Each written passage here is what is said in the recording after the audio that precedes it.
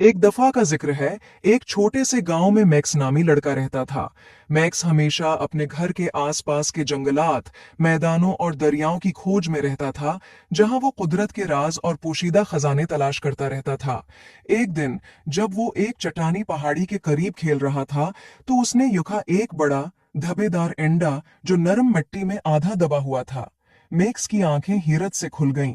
ये तो जरूर डायनासोर का अंडा होगा, उसने जोश से कहा, और बगैर सोचे समझे इसने एहतियात से अंडे को अपने बाजुओं में थाम लिया। अंडा गर्म था और उसमें एक अजीब, तकरीबन जादुई रोशनी चमक रही थी। मैक्स दौड़ता हुआ अपने घर की तरफ आया ताकि अपने खानदान को ये खजाना दिखा सके, लेकिन रास्ते में एक अजीब वाकया पेश आया। अंडा हिलने और कांपने लगा, जैसे कि अंदर से कोई बाहर निकलने की कोशिश कर रहा हो। मैक्स ने अंडा जमीन पर रखा और हैरत से देखा कि इसकी सतह पर छोटी छोटी दरारें बनने लगे। जल्द ही अंडा टूट गया और इसमें से एक नन्हा सा सब्ज रंग का डायनासोर निकला, जिसकी चमकती हुई आंखें और शरारती मुस्कुराहट थी।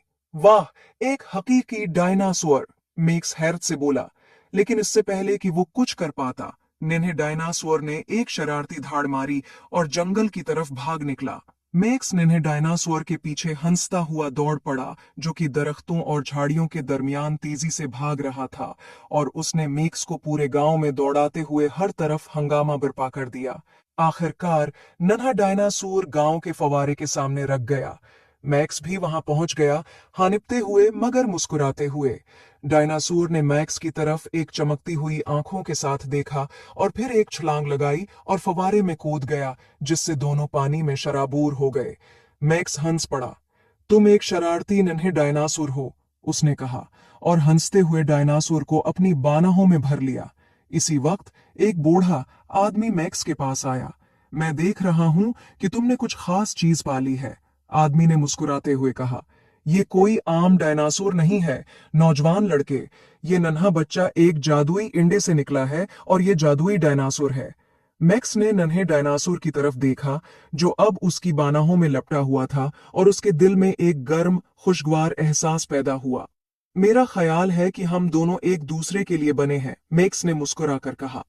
इस दिन के बाद मैक्स और इसके डायनासोर दोस्त, जिसका नाम उसने डीनो रखा था, उन्होंने एक साथ बहुत सी महम जॉय की, और जहां भी गए खुशी और हंसी बुखेरते गए।